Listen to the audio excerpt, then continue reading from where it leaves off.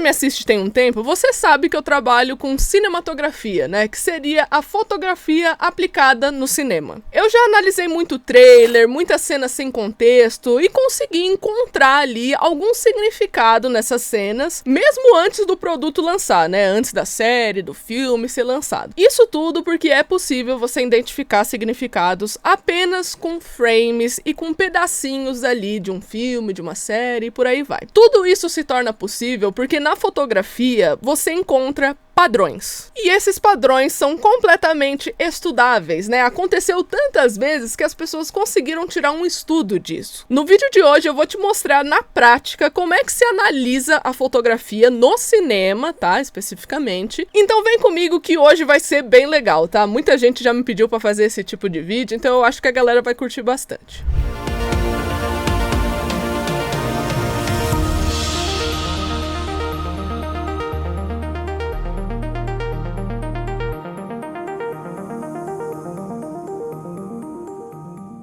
Oi pessoal, sejam bem-vindos a mais um vídeo do Plantão Geek. Eu sou a Miss Walker e hoje trazendo aqui pra vocês um vídeo um pouco diferente relacionado aí à cinematografia, né? Ou melhor dizendo, a fotografia aplicada no cinema. Então assim, se você já curtiu a temática aqui, né? Se você acha que é algo interessante, não se esquece de se inscrever no canal e deixar o seu like, porque isso me ajuda demais. Compartilha esse vídeo também pra todo mundo que você conhece que gosta de filmes, gosta de série e que também gosta de ficar admirando a fotografia ali de um filme, a fotografia da série. Manda esse vídeo para aquele seu amigo que já me ajuda demais. The color of clothes, umbrellas, or a car.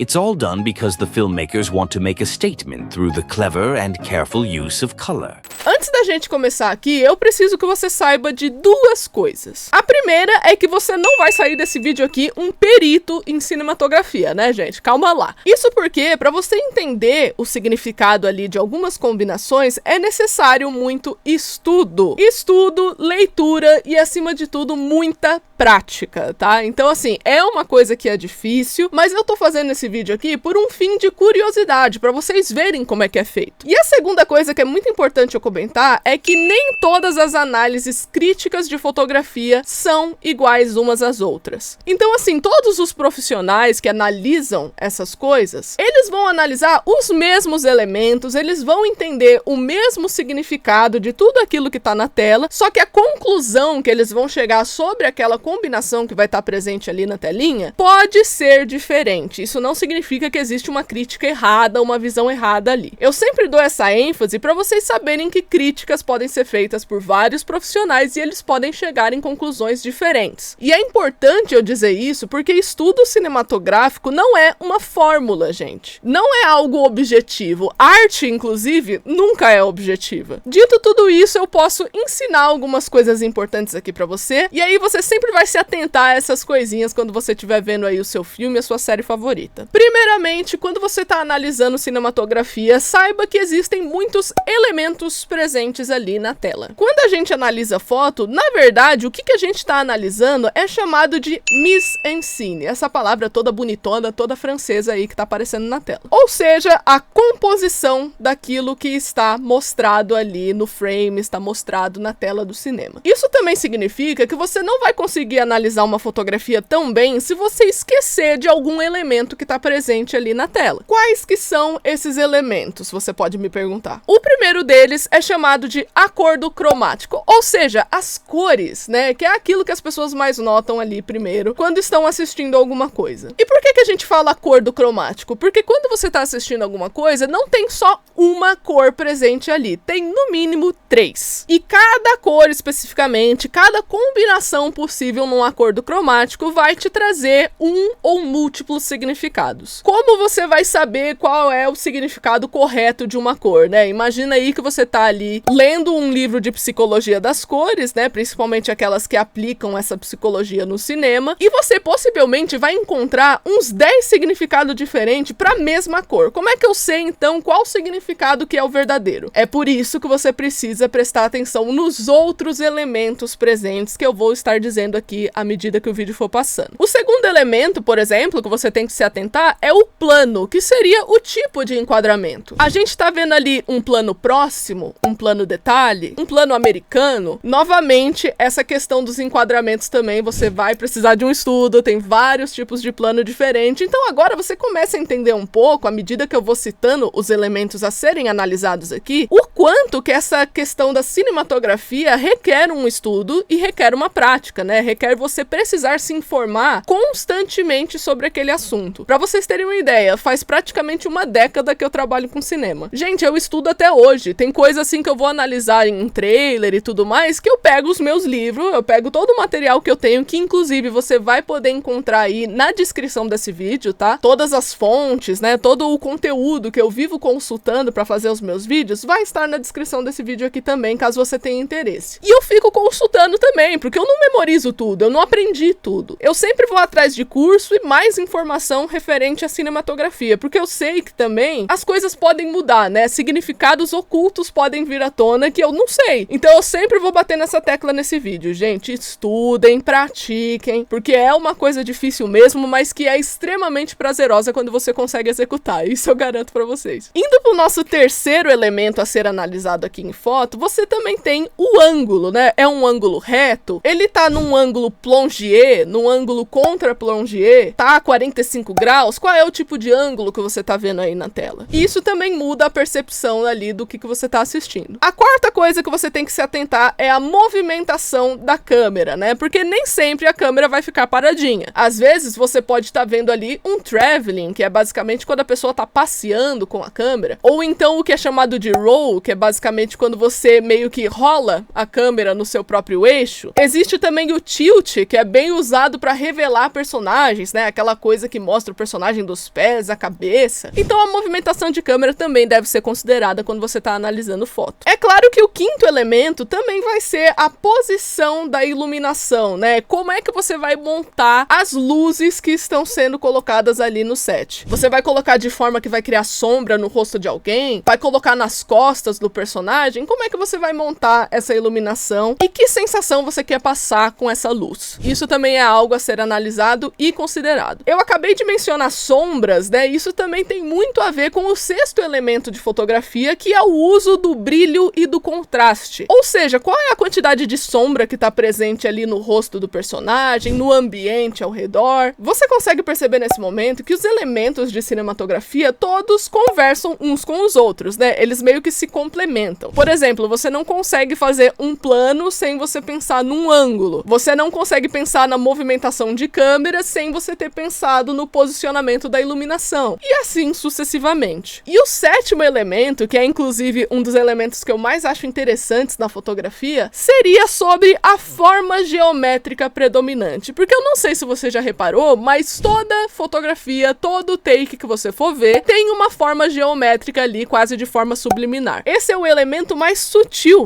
do cinema. Muitas vezes a gente não percebe que no enquadramento existe uma forma geométrica predominante. Sempre tem, gente. Ela sempre tá escondidinha ali. Pode ter um círculo, pode ter um triângulo, pode ter um quadrado, tem diversas formas e cada uma dessas formas é associada com um significado diferente. O uso desses 7 elementos juntos fazem uma composição, e essa composição é chamada de mise-en-scène, que é justamente o que você vai analisar. E como eu comentei, né, cada um desses elementos tem um estudo aprofundado, você tem como se aprofundar em cada um deles. É por isso que sempre vai precisar de leitura e aprendizado para você fazer análises de foto, né? É só você pensar em quantas cores existem no mundo, né? Quantas cores, subtons, paletas, combinações possíveis você consegue com uma mesma cor. Antes da gente continuar, eu quero dizer pra vocês que esse vídeo tá sendo patrocinado pela maravilhosa GoCase. Vocês curtiram tanto a promoção que rolou em outros vídeos aqui no canal, né, um tempo atrás, que pronto, ela tá de volta aqui pra vocês aproveitarem mais um pouco. A coleção da GoCase chegou com tudo, com as garrafinhas térmicas. Essa daqui vocês provavelmente já conhecem, né, a garrafinha que vive aqui na minha mesa, da temática de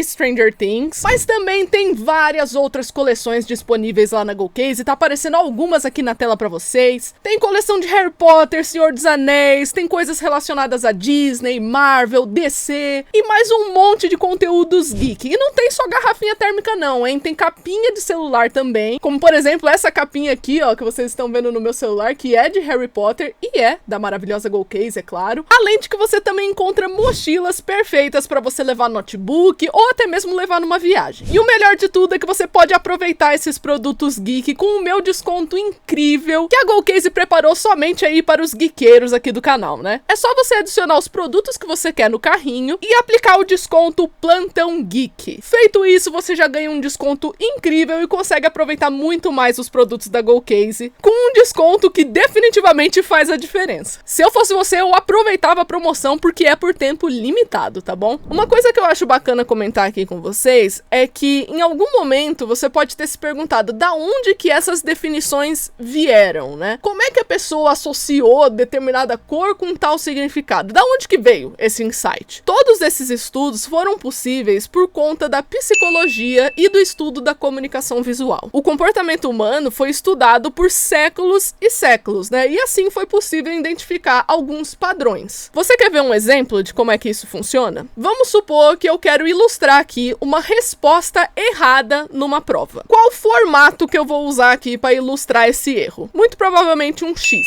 De que cor que vai ser esse X? Ó, tá aparecendo 3 opções aqui. Qual que é o formato mais adequado para eu ilustrar um erro? Muito provavelmente você vai ter apontado o X vermelho. Por que você apontou o X vermelho e não o X azul ou o verde? Porque grande parte do ser humano associa o vermelho ao erro, à intensidade, a algo que não está certo. Isso é um comportamento, é uma coisa assim que aconteceu tanto que virou um padrão e as pessoas conseguiram estudar isso. O vermelho, ele passou a ser uma cor associada a ações ou sentimentos de negação. Não é à toa que quando você tá lá no carro, você para no semáforo, qual que é a cor que representa para você parar?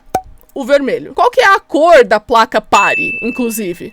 Vermelho. O sangue, a violência, né? Essa coisa mais intensa, que cor é? Vermelho. Se você fosse lá para a antiguidade, as pessoas associavam essa cor com um pecado, né? Com coisa que estava errada. Por que que isso aconteceu? Porque a maçã proibida que a Eva, né, essa figura bíblica, comeu, era vermelha, era uma maçã vermelha. Ao mesmo tempo, nem só de negatividade vive essa cor, né? O coração da paixão também é representado aqui pelo vermelho. É uma cor quente, é uma cor intensa, né? E o que pode ser intenso? Sentimentos. Sentimento de amor, o sentimento do ódio, aquela coragem que é necessária para você fazer alguma coisa. Tudo isso é associado à cor vermelha. E é claro que isso pode ser representado por tons diferentes de vermelho. E todas essas conclusões foram feitas estudando forma que a gente associa as cores. Mas lembrando aqui, né, a gente nunca analisa esses elementos de foto isolado. Então assim, quando eu estiver analisando alguma coisa, eu não vou ver somente a cor presente ali. Não, eu vou ver o plano, o enquadramento, a movimentação de câmera, a forma geométrica, a iluminação e todos os outros elementos que eu mencionei nesse vídeo. Mas agora a gente vai para o nosso momento de prática, né? Onde eu vou mostrar para vocês especificamente como esses elementos podem ser encontrados ali numa fotografia. Eu separei 2 exemplos, né? Um de Stranger Things e outro de Euphoria, que são 2 séries que eu considero que tem uma fotografia bem bacana. E só lembrando aqui, gente, eu não vou explicar o significado de todos os enquadramentos, todos os planos possíveis e esse tipo de coisa. Eu só vou mostrar de forma objetiva como é que você analisa a situação. Até porque senão o vídeo ia ficar aqui com 10 horas de duração, né? Nem tem como eu explicar tudo em vídeo. Vamos começar com essa ceninha aqui da 5ª temporada de Stranger Things que vocês estão vendo na tela. Ela basicamente é uma cena onde você tem o Mike e a Eleven aqui sentadinhos juntos, né? Esse é o primeiro enquadramento. E esse daqui é um segundo enquadramento que vem junto com esse terceiro aqui, que ela tá falando com o Mike nesse momento, né? Aqui. Esse terceiro enquadramento que vocês estão vendo aqui na tela, né, nesse momento. Bom, vamos por etapas aqui, né? O primeiro enquadramento que a gente tinha pontuado seria exatamente esse daqui que você tá vendo. O tipo de plano escolhido é um plano aberto, porque a gente consegue ver o corpo inteiro dos personagens, mas também o ambiente. A forma geométrica predominante aqui é um quadrado, porque se você cortar exatamente no meio desse take, você consegue ver que a Eleven e o Mike estão em lados diferentes, né? Qual o significado que a gente gente puxa disso? São duas pessoas com pontos de vistas diferentes da conversa que eles estão tendo. No caso, a conversa deles é sobre futuro, né? Então, enquanto a Eleven não está com esperanças, o Mike tem essa esperança de ter um futuro promissor e esse tipo de coisa. Então, naturalmente, você escolhe a forma geométrica do quadrado aqui para você conseguir dividir eles esteticamente aqui no mise-en-scène. As cores presentes nessa cena são cores quentes, cores de intensidade, com amarelo alaranjado, né? Ou seja, a sensação aqui, para passar pro telespectador, é a sensação de ternura, né? Porque afinal de contas aqui são dois namorados, né? Duas pessoas que se amam, que estão pensando diferente de uma mesma situação, mas ao mesmo tempo você vê que essa conversa aqui não é uma discussão, é apenas uma troca de ideias, né? Senão você não teria cores quentes aqui predominantes se fosse um bate-boca, né? Se fosse uma discussão séria. Além de que o laranja também é utilizado para ambientação, já que eles estão de frente para um pôr do sol, né? Uma coisa que eu acho interessante, né? Eu tinha comentado sobre a forma geométrica ser um quadrado. O quadrado, ele também simboliza uma espécie de base, sabe, gente? É uma forma que tem todos os lados iguais e ela meio que se sustenta ali, né? Isso também pode passar para a cena uma sensação de igualdade, né? É uma das pistas que a gente tem que é uma conversa amigável. Os dois se veem como pessoas iguais aqui, né? Os dois se veem como uma espécie de base um pro outro. Então é por isso que você escolhe aqui uma forma geométrica de quadrado nessa cena, para você ver a quantidade de informação que é possível você ter com apenas um take desse. Indo agora para o nosso segundo enquadramento da cena, né? A gente tem aqui um plano próximo dessa vez, porque a gente consegue ver aqui acima dos ombros do personagem. Você utiliza um enquadramento aqui que é chamado de over the shoulder, ou seja, é um enquadramento que é sobre o ombro de uma pessoa. A gente consegue ver que a câmera está em cima do ombro do Mike, né? É interessante que em questão de iluminação, dessa vez a gente tem um uso de contraste maior, né? A gente tem um pouquinho de sombra aqui do lado do rosto da Eleven, o que em cinematografia remete à incerteza, né? Faz sentido com a discussão que tá acontecendo aqui sobre futuro, já que ela não tem tanta certeza de que aquilo que o Mike está falando vai acontecer. Então ela realmente não foi convencida em sua totalidade, né? Isso é possível a gente entender por conta dessa sombra que tá presente. Em relação à movimentação de câmera, a gente tem aqui uma Steadicam, ou seja, câmera estável. Câmera paradinha por cima do ombro, não tem muita movimentação, nada muito a se extrair daqui. Mas com certeza o que é mais interessante nesse enquadramento e que mostra que foi um bom tratamento de foto é que perceba em qual lado do rosto da personagem você tem uma iluminação mais forte. O lado esquerdo dela, certo? Gravem essa informação. Quando a gente vem aqui pro enquadramento seguinte, que é o do Mike, né, conversando com ela, em qual lado do rosto dele você tem esse brilho? O lado direito. Ou seja, você consegue ver que o tratamento da iluminação aqui, ele foi tão assertivo que os rostos dos personagens, né, a iluminação presente no rosto deles se complementa. Então, se você tá ali iluminando o lado esquerdo de uma personagem, o personagem que estiver conversando com ela vai estar iluminado pelo lado direito, para você trazer uma harmonia maior ali na cena. E também traz de forma simbólica que esses personagens se complementam. Olha só que bonito, né? Você colocar isso numa cena que você tem dois namorados conversando. E novamente aquela cor quente presente para justamente mostrar a ternura que tá presente aqui na cena, né? Então vocês veem, né? Eu fiz uma análise super rápida aqui da maneira mais objetiva que eu consegui fazer, mas pensem que cada cor, cada enquadramento, toda aquela coisa do estudo realmente se faz muito necessária aqui. Eu só consegui fazer a análise de forma rápida porque eu já tô acostumada a fazer isso, gente. Faz 10 anos que eu faço isso na minha vida. Vamos seguir aqui pro nosso segundo exemplo, que seria de Euphoria. Pra essa cena de Euphoria, a gente vai dar uma olhada em dois tipos de enquadramentos possíveis, né? Primeiro esse daqui no começo, ó, que é bem interessante, né? A gente analisar, a gente ver. É um enquadramento muito bonito, eu gosto dele, inclusive.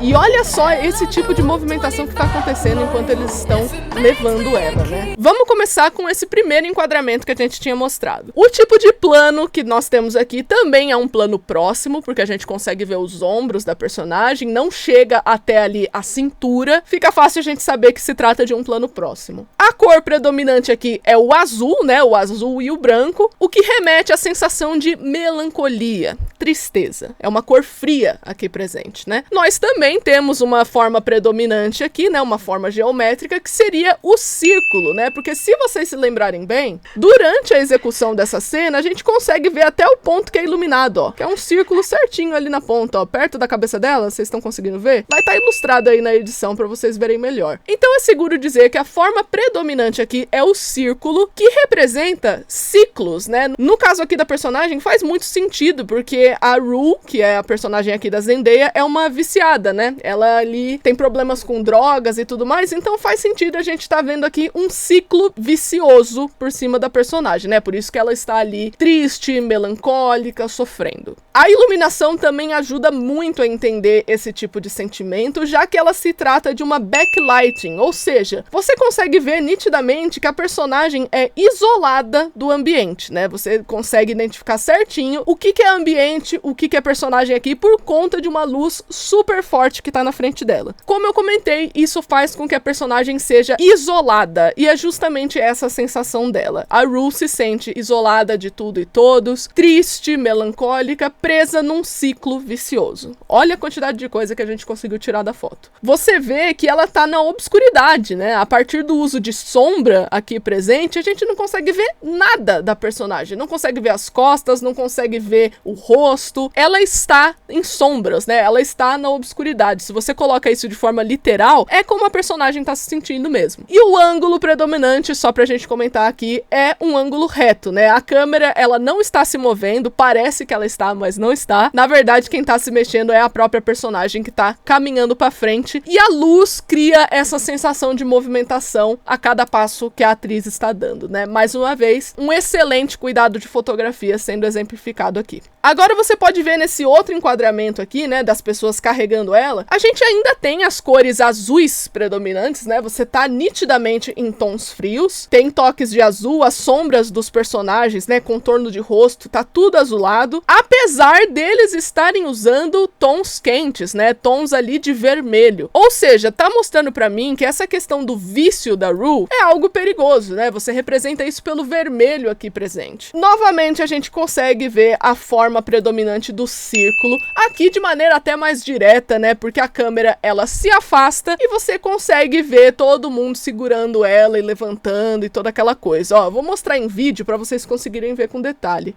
como ele tá rodando e fazendo um círculo presente aqui na tela, né?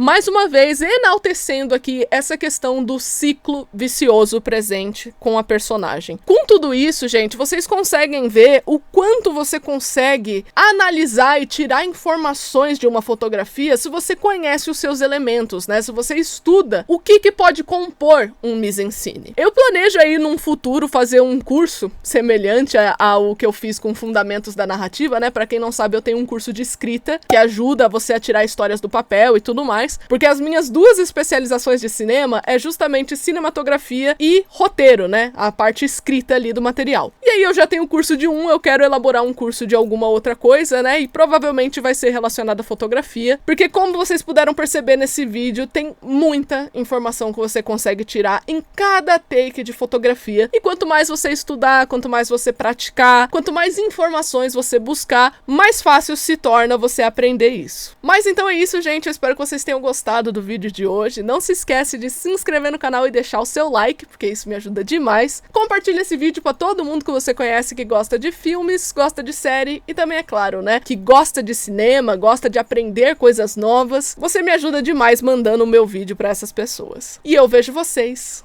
no próximo vídeo. Tchau!